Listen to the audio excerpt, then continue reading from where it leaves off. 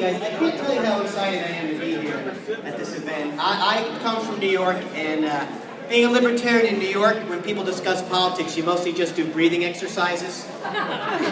Because people say things like, you gotta admit, Obama's doing great with the economy, and I have to go, foreign policy's really kicking ass too. And they say he's the best president since Lincoln, and I sound like Luke Costello when Dracula shows up, just going... That's why people say things to me like, oh, you're libertarian. What does that mean? Does that mean if your house is on fire, you wouldn't call the fire department? I said, no, it means if your house is on fire, I wouldn't call the fire department. It's got nothing to do with you being a libertarian, but everything to do with you being a douchebag, is what that means. Because people always say, oh, you're libertarian, all you care about is guns and marijuana. And I say to them, hold on. What about the legalized prostitution? Can we not leave that out? I'm trying to plan a weekend here, if that's not too much to ask. That's what people say. They say it'll never work, right? It'll never work if you trust people their own devices. Really, I guess that's why Vegas has gone out of business, right? Vegas just couldn't trust people to lose their money and stuff their faces however they saw fit. This is good. And also, I'm glad that there's also some sort of tech convention here tonight. So it's always nice to know that I'm not the least likely to get laid over the course of the weekend. People even less game than me. Can we get some scarier lighting? Would that be possible? I'll tell you some ghost stories momentarily. Libertarians with free food. That's what's going on back there, right?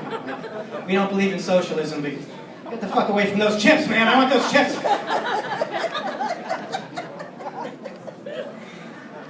So it is nice to be here, and like I said, I come from New York, and you know, I find like I have these brushes with authority all the time, and I wonder, is it really just me? Because I got pulled over to get searched by the TSA on the way here. They gave me a hard time. I don't know what their deal is. They had to search because I have one of those, you know those neck pillows, the ones that are filled with heroin? It helps me sleep. But I saw them searching a baby. Have you ever seen when the TSA searches a baby? They do that every now and then because they have to act like, oh, all random. Not looking for anyone in particular. So, sucks to be you, baby. They had this kid, they're working him over, holding him by his feet, shaking him out. And everyone's getting so angry. Everyone behind me saying, can you believe this? Searching a little baby? How dare they? Why don't they search for someone who looks like a terrorist and leave a little baby alone? What's a little baby going to do? All right, well, let me ask you a question. Who's ruined more of your flights? It's those goddamn babies, isn't it? I want them profiling babies. I want them pulling out a line. If I go to the airport and I see a weird-looking guy in a big overcoat, I want him searched. And not because I think he's a terrorist. I think he might be 5 babies stacked up on top of each other. I'm trying to sneak onto my flight. But yeah, my problem is I can't keep my mouth shut. I recently had to pay a speeding ticket in New York. I got pulled over by a New York State Trooper. And first of all, I don't understand why the State Trooper, Smokey the Bear hat, is always at this jaunty Nazi angle on top of the head. They're not just wearing it flat, it's tipped forward. And the chin strap is under the nose for some reason. Is the stick up the ass that far? It's actually pushing the hat off the head. I know it's driving a little fast, but he pulls me over, comes up banging on the door. I roll my window down. He says, sir, can you please turn the music down? I said, can you please wait till the song is over? It's Guns N' Roses, probably why I was driving so fast. Good song.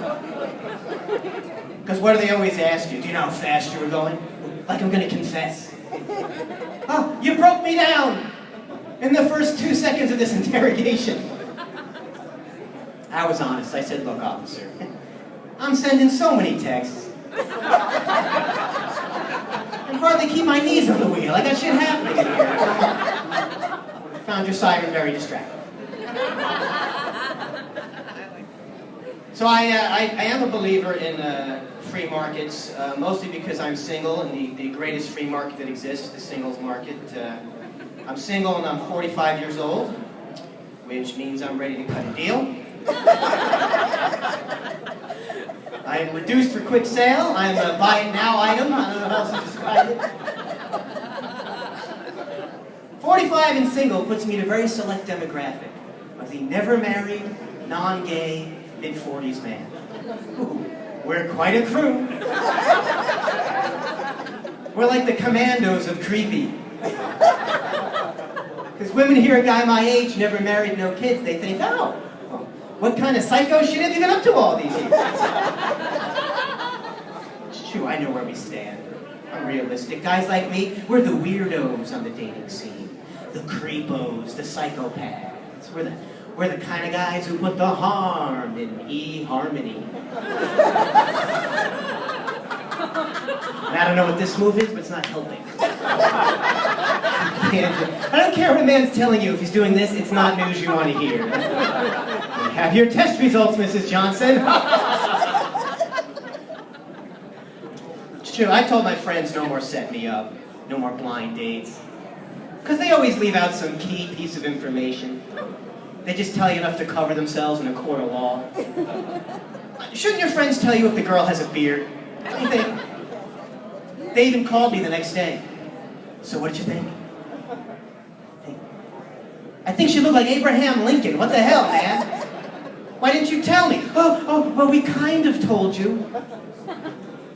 No. You said she was honest and she liked the theater.